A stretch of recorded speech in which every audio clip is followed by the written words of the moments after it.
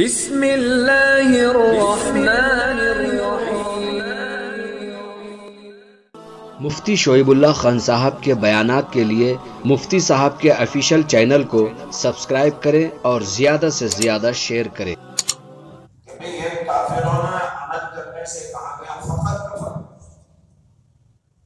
تو اگر کوئی آدمی جو ہے نماز پڑھ لے یا روزہ رکھ لے، زکوٰۃ دے دے، تو یہ نہیں کہا گیا ہے فقط آمن، آپ ایمان والا ہو گیا۔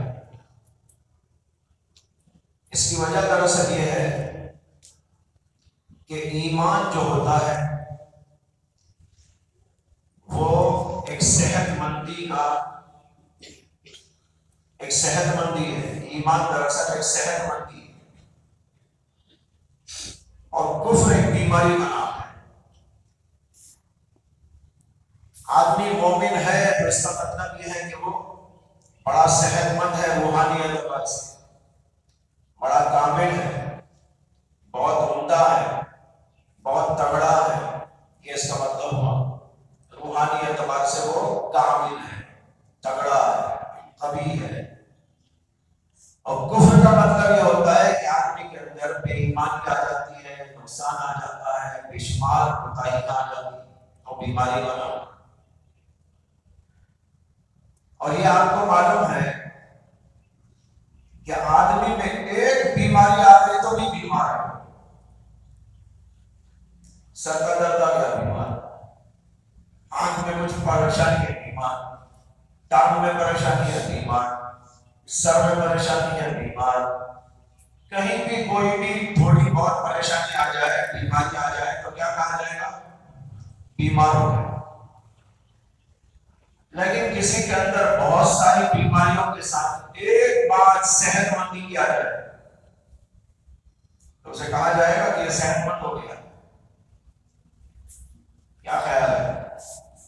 ایک آدمی میں 4 5 6 7 8 10 بیماریاں ہیں، کچھ صحت مندی بھی ہے، مثلا آنکھ ٹھیک ہے، زبان ٹھیک ہے، کان بھی ٹھیک ہے، دماغ بھی ٹھیک ہے، پیروں میں بیماری آ رہی ہے، ہاتھوں میں کوئی بیماری آ رہی ہے، تو اس میں تو کئی صحت مندی کی علامتیں ہیں، لیکن اسے صحت مند کہا جائے گا یا بیمار؟ بیمار کہا جائے گا۔ اسی سے آپ یہ مسئلہ بھی سمجھ لیجئے کہ جب کسی آدمی کے اندر ایک بھی خرابی آ جاتی ہے تو اس کے اوپر بیماری کا، خرابی کا، برائی کا اطلاق ہو جاتا ہے۔ لیکن ایک آدمی میں بہت ساری خوبیاں ہونے کے باوجود بھی اگر ایک اس کے اندر بہت ساری خوبیاں ہیں لیکن کچھ بیماریاں ہیں، کچھ خرابیاں ہیں، تو اسے اچھا نہیں کہا جائے گا۔ اچھا اسی وقت کہا جائے گا، صحت مند اسی وقت کہا جائے گا جب کہ ہر اعتبار سے وہ صحت مند ہو جائے اور کوئی بیماری اس کے اندر نہیں۔ یہ ہے اس کی وجہ کہ کفر دراصل بیماری کا نام ہے۔ کسی ایک بیماری بھی آ گئی تو بیمار ہو گیا۔ نماز چھوٹ گئی، روحانی بیمار ہے، اسے فقط کفر کا۔ اسی طرح بعض اور چیزوں کے اوپر بھی اس طرح کی اطلاقات ہیں۔ لیکن ایک آدمی جو ہے نماز پڑھتا ہے، روزہ رکھتا ہے، زکوٰۃ دیتا ہے، حج کرتا ہے، لیکن آنکھیں ٹھیک نہیں، زبان اس کی اچھی نہیں، یا اور کوئی خرابی اس کے اندر موجود ہے، تو اسے نہیں کہا جائے گا کہ بالکل صحت مند ہو گیا ہے، بیمار ہے۔ تو لہذا بیماری سے نکلنے کے لیے اور صحت مند ہونے کے لیے شریعت کی نگاہ میں یہ ضروری ہے کہ تمام بیماریوں سے پاک ہے۔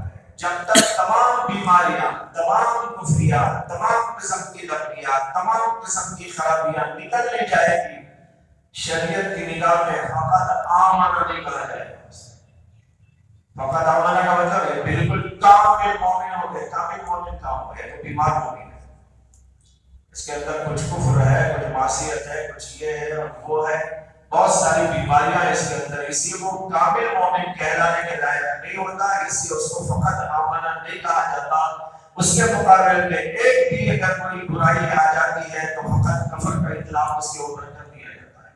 اس کے اندر ہمارے لیے، آپ کے لیے بہت بڑی نصیحت ہے۔ کیا نصیحت مل رہی ہے؟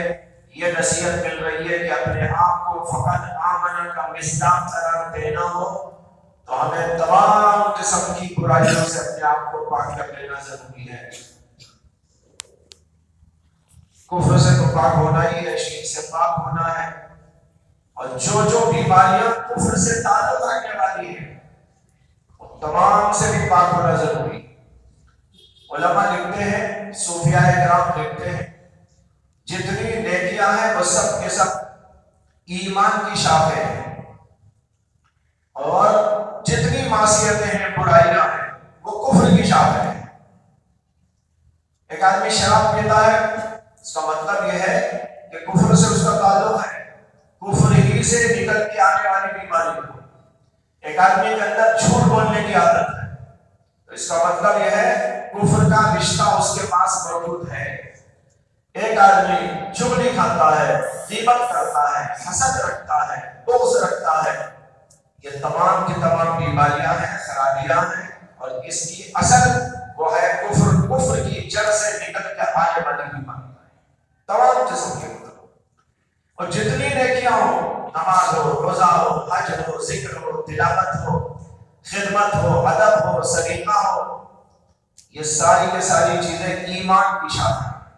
آپ نے وہ حدیث سنی ہوگی کہ اللہ کے نبی علیہ السلام نے ارشاد فرمایا الایمان بضع و ستون شعبہ، اور ایک روایت میں الایمان بضع و سبعون شعبہ، ایمان 60 سے اوپر کچھ شاخیں ہیں، یا فرمایا 70 سے اوپر کچھ شاخیں ہیں. افضلها لا الہ الا اللہ وادناها اماطۃ الاذى عن الطریق، سب سے اعلیٰ درجہ تو ہے اللہ اور اللہ کے رسول کی اللہ کی توحید اور رسول اللہ صلی اللہ علیہ وسلم کی رسالت کا اقرار. سب سے کم درجہ یہ ہے کہ راستے سے اذیت دینے والی چیز کو ہٹا دیا جائے.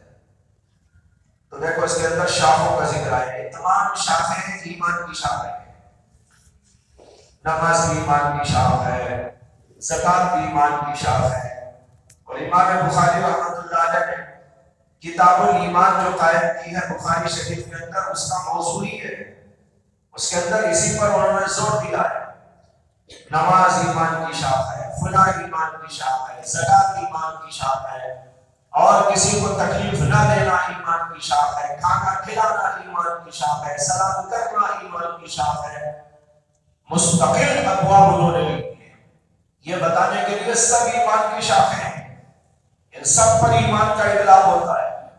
لہذا ایک آدمی کو فقط آمنا اسی وقت کہا جائے گا جب اس کے اندر یہ تمام کی تمام صفات جمع ہو جائیں. اگر یہ تمام صفات اس کے اندر نہیں ہے تو اس کے اوپر فقط آمنا کا اطلاق نہیں ہوگا. صحت مند ہو گئے.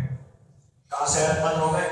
صحت مندی کے لیے ہے کہ پوری بیماریاں ختم ہو جائے تب آپ صحت مند ہوتے ہیں. جب تک پوری بیماریاں ختم نہیں ہوتی صحت مندی کا اطلاق نہیں ہوتا. لہذا اپنے آپ کو تمام بیماریوں سے دور کرنے اور نیکیاں اپنے اندر لانے کی کوشش کرنا چاہیے. ایمان کی شاخیں بہت ہیں، جیسے کہ بتایا 70 سے اوپر. حضرت مولانا حکیم الامت تھانوی رحمۃ اللہ علیہ کا ایک چھوٹا سا رسالہ ہے، اردو میں ہے، تمام بچے پڑھ سکتے ہیں، اس کو لو اور پڑھو. اس کا نام ہے فروع الایمان. فروع الایمان یعنی ایمان کی شاخیں. اس کے اندر جو حدیث ہے ابھی جو پڑھی گئی الایمان بضع و ستون شعبہ، اسی حدیث کی تشریح میں حضرت نے ان تمام شعبوں کو علماء کے اقوال سے مدلل کر کے بیان کیا ہے، اور اس کے اندر احادیث میں ذکر کی گئی ہیں. اس سے یہ سمجھ میں آئے گا کہ یہ تمام شعبے ہمارے اندر ہونے چاہیے، ہمارے اندر یہ سب باتیں ہونی چاہیے. جب یہ ساری باتیں آئیں گی اور تمام برائیاں نکل جائیں گی تب ہم کو ایمان کامل والا کہا جائے گا، ورنہ تو ایمان ناقص ہے. ایمان ناقص کی مثال ایسی ہے جیسے کہ ایک درخت ہو، اس میں پھل نہ آتا ہو، پھول بھی نہ آتا ہو، اور اس میں پتے بھی نہ ہو، سارے پتے جھڑ رہے ہوں. کیسا لگے گا؟ خوبصورت لگے گا؟ ظاہر بات ہے آپ اس کے نیچے بیٹھ کے سایہ نہیں لے سکتے، اسے دیکھ کر خوش نہیں ہو سکتے. پھل نہیں دیتا، پھول نہیں دیتا. اسی طریقے پر جس مومن کے اندر یہ تمام باتیں نہ ہوں وہ ایسے ہی درخت کی طرح ہے جس میں انسان کو سایہ بھی نہیں ملتا، کوئی پھل بھی نہیں ملتا، کوئی پھول بھی نہیں ملتا. بس شاخیں کھڑی ہوئی ہیں، ڈالیاں ہیں، ان پہ نہ ایک پتا ہے، نہ کوئی پھل ہے، نہ کوئی پھول ہے۔ اسی طریقے پر ہمارا ایمان بھی جو ہے عاری و خالی ایمان ہوتا ہے۔ اسے چاہیے اپنے ایمانوں کو بنائیں۔ امام بخاری کی جو کتاب الایمان ہے، یعنی بخاری کا پہلے حصے کے اندر وہ آیا ہے، اس میں جب اس کو پڑھتے ہیں تو ہمارے علماء اکثر اس کی ٹاپک ہی بدل دیتے ہیں، اس کا موضوع بدل دیتے ہیں اور اسے کچھ اختلافات کی طرف لے کے چلے جاتے ہیں، اور وہ پوری کے پوری بحثیں اختلافات کا شکار ہو جاتی ہیں۔ مثلا یوں کہتے ہیں کہ امام بخاری نے یہ بات مانتا ہے ابو حنیفہ کی ترغیب کے لیے، معتزلہ کی ترغیب کے لیے، خوارج کی ترغیب کے لیے، اور پھر وہ خوارج کا کیا اختلاف ہے اور یہ کیا ہے، اہل سنت کا کیا مسلک ہے، ان کا کیا مسلک ہے، بس اختلاف تک محدود رہ جاتے ہیں بحث۔ لیکن میں کئی سال سے پڑھاتا ہوں تو مجھے یہ اندازہ ہوتا ہے کہ دراصل امام بخاری رحمۃ اللہ علیہ نے ان اختلافات کو ثانوی درجے میں رکھا ہے، اور اولین درجے میں ان کا مقصد ہے ایک مومن کے اندر کمال والی تمام صفات کو بیان کہ جب ایک مومن کامل بننا چاہتا ہو اسے سب چیزوں کی ضرورت ہے، نماز کی ضرورت ہے، زکات کی ضرورت ہے، اچھے اخلاق کی ضرورت ہے، پاکیزہ صفات کی ضرورت ہے، لوگوں کو کھانا کھلانے والی صفت بھی چاہیے، سلام کرنے کی بھی صفت چاہیے۔ یہ ان کا مقصود ہے، مقصود اعظم تو امام بخاری کا یہی ہے۔ لیکن عام طور پر اس میں بحث نہیں ہوتی، اور طالب علم جب پڑھتا ہے تو اس کے دماغ میں یہ چیزیں نہیں آتی، وہ تو اس بحث میں لگ جاتا ہے کہ بھئی اہل سنت یہ کہتے ہیں کہ ایمان کے 3 اجزاء ہیں، اور یہ اہل سنت یہ کہتے ہیں کہ 3 چیزیں ایمان کے ہیں، اور وہ یوں کہتے ہیں، وہ مرجئہ یوں کہتے ہیں، مرجئہ کہتے ہیں کہ بھئی ایمان کا ایک جز ہے وہ مسیح ہے یا مرکب ہے، اور پھر مرکب ہے تو اس کے کیا کیا اجزاء ہیں، مرکب نہیں ہے تو کیا مطلب ہے۔ بس اسی بسیط اور مرکب ہونے کی بحث کے اندر پوری کی پوری کتاب ختم ہو جاتی ہے۔ لیکن جو اصل مقصد تھا، ہدف تھا، وہ بالکل دماغ ہی میں نہیں آتا، اور طالب علم پڑھنے کے بعد اپنے ایمان میں کوئی تازگی محسوس نہیں کرتا، اپنے ایمان کے اندر کوئی جینا نہیں پاتا، اپنے ایمان کو مضبوط بنانے کی فکر نہیں پیدا ہوتی۔ اسے میں عرض کر رہا ہوں اصل مقصد اور اصل ہدف امام بخاری کے لیے ہے کہ ایک آدمی کامل مومن کیسے بن سکتا ہے، اس کو بتانا چاہتے ہیں۔ اسے ابواب در ابواب قائم کر دیے، یہ ایمان ہے، یہ ایمان ہے، یہ ایمان کا جز ہے، یہ ایمان کا شعبہ ہے، ان سب چیزوں کو اختیار کرنا پڑے گا۔ یہ الگ بحث ہے کہ وہ جزء تقویمی ہے یا جزء تحسینی ہے، اس کی بحثیں تو ہوتی ہے اپنی جگہ پر، جزء تقویمی ہے یا جزء تحسینی ہے۔ جزء تقویمی کا مطلب ہے کہ وہ قیام ہے، اگر وہ نہیں رہے گا ایک جز، ایمان ختم ہو جائے گا۔ یہ اہل سنت کا مسلک نہیں ہے۔ اہل سنت کا مسلک یہ ہے کہ جزء تحسینی ہے، ایک آدمی مومن کامل بننا چاہتا ہو اس کے اندر یہ تمام صفات ہونی چاہیے، یہ تمام اجزاء اس کے اندر ہونا چاہیے۔ یہ اجزاء کیا ہیں؟ اجزاء تحسینی ہیں، اجزاء تکمیلی ہیں۔ ایک مومن کو کامل بنانے والے، حسین جمیل مومن بنانے والے یہ صفات ہیں، یہ مقصد ہے امام بخاری۔ اب اس سے ہٹ کر دوسری بحثیں جو آتی ہیں اس پر زور دیا جاتا ہے۔ بحث کرنے میں تو مظاہرہ نہیں ہے، لیکن زور، جب ایک چیز پر زور دے کر دوسری چیز کو ڈل کر دیا جاتا ہے، نتیجہ ہوتا ہے کہ دماغ میں کچھ اور ہی آ جاتا ہے، جو مقصد ہوتا ہے وہ دماغ میں آتا ہی نہیں ہے۔ تو بہرحال مجھے ایک بات یاد آ گئی، میں نے کہیں پڑھا تھا، اس کا حوالہ تو بہت دنوں سے تلاش میں نہیں ملا، وہ یہ ہے کہ حضرت شیخ الحدیث مولانا زکریا صاحب کانلوی رحمۃ اللہ علیہ بیان کرتے ہیں کہ جب میں بخاری پڑھاتا تھا تو یہ بیان کرتا تھا امام بخاری نے یہ بات اس فرقے کے رد میں قائم کیا ہے، اس مقصد سے قائم کیا ہے، ان کی منشا یہ ہے، اس کے لیے ہے وغیرہ وغیرہ، جیسے کہ بخاری پڑھنے والے جانتے ہیں۔ تو بیان کرتے تھے، کہتے ہیں کہ ایک بار میں نے خواب دیکھا، خواب کے اندر دیکھا کہ جناب محمد رسول اللہ صلی اللہ علیہ وسلم کی مجلس قائم ہے، اور اس مجلس مجلس کے اندر امام بخاری بھی بیٹھے ہوئے اور ایک طرف میرا درس ہو رہا ہے، ادھر مجلس ہے ادھر درس ہو رہا ہے بخاری شریف کا۔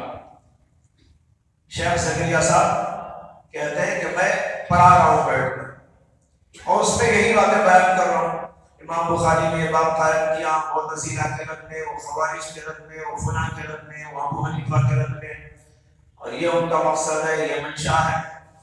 کہتے ہیں کہ میں بیان کر رہا تھا، اتنے میں امام بخاری رحمۃ اللہ علیہ کھڑے ہو کر عرض کرنے لگے کہ یا رسول اللہ، یہ آدمی تو میرے اوپر جھوٹ بول رہا ہے، یہ آدمی تو میرے اوپر جھوٹ بول رہا، میں نے تو اس مقصد سے نہیں قائم کیا تھا امام، میرا یہ مقصد نہیں تھا، میرا یہ مقصد نہیں تھا، یہ بول رہے کہ یہ مقصد تھا، یہ مقصد تھا، میرا مقصد تھا، یہ میرا مقصد تھا۔ کہتے ہیں کہ اس کام کے بعد میں بہت محتاط ہو گیا ان چیزوں کی بتائیں، کہ ان کے دل کا مقصد ہم کو کیا معلوم، یہ بات کے لوگوں نے نکال لیا ہے یہ مقصد ہوگا۔ بعض لوگوں نے جگہ جگہ ابو حنیفہ کے رد کے بارے میں کہہ دیا، امام بخاری رحمۃ اللہ علیہ امام ابو حنیفہ کے رد میں یہ بات قائم کر رہے ہیں۔ رد میں بولنے کی رد ہو جائے الگ بات ہے، ضمناً رد ہو جائے الگ بات ہے، لیکن مقصد تھوڑا ہی اسی کو بنا لیا جائے تو کسی کا رد کرنا ہے تو کتاب کو پڑھتے ہوئے ایسا لگتا ہے کہ جو ہے صرف تردید ہی مقصود ہے امام بخاری، نہیں تردید مقصود نہیں، بہت کچھ ہم کو سمجھانا مقصود ہے، بنانا مقصود ہے، کمال کو پہنچانا مقصود ہے، اس کے لیے انہوں نے یہ سارے ابواب قائم کیے۔ بہرحال میرا اس وقت مقصد یہ تھا کہ ہم کو صحت مند اسی وقت کہا جائے گا جب ہم تمام اعتبار سے صحیح تندرست ہو جائیں، ایک بھی بیماری نہیں رہے گی، اور ہم کو بیمار اس وقت کہا جا سکتا ہے جب ایک بیماری نہ آئے، جیسے فرمایا فقط کفر، بیماری آ گئی اس کے اندر، بیمار ہو گیا، سر میں درد ہوا تو بیمار، داڑھ میں درد ہے تو بیمار، پیٹ میں درد ہے تو بیمار، بخار ہے تو بیمار، ایک بیماری آ گئی بیمار۔ حالانکہ بہت ساری چیزیں اچھی ہیں اس کے اندر، ان میں کوئی بیماری نہیں، لیکن اسے بیمار کہا جائے گا۔ یہ نہیں کہا جائے گا بھائی اتنی ساری چیزیں اس کے اندر صحت مندی کی ہیں تو اس کو بیماری کیوں کہا جائے، اسے صرف صحت مند کہنا چاہیے، ایسا نہیں ہوا کرتا۔ اس کے اندر بہت بڑی عبرت موجود ہے، اس لیے غور کرو اور اپنے آپ کو اس پر ڈھالنے کی کوشش کرو۔ وآخر دعوانا الحمدللہ۔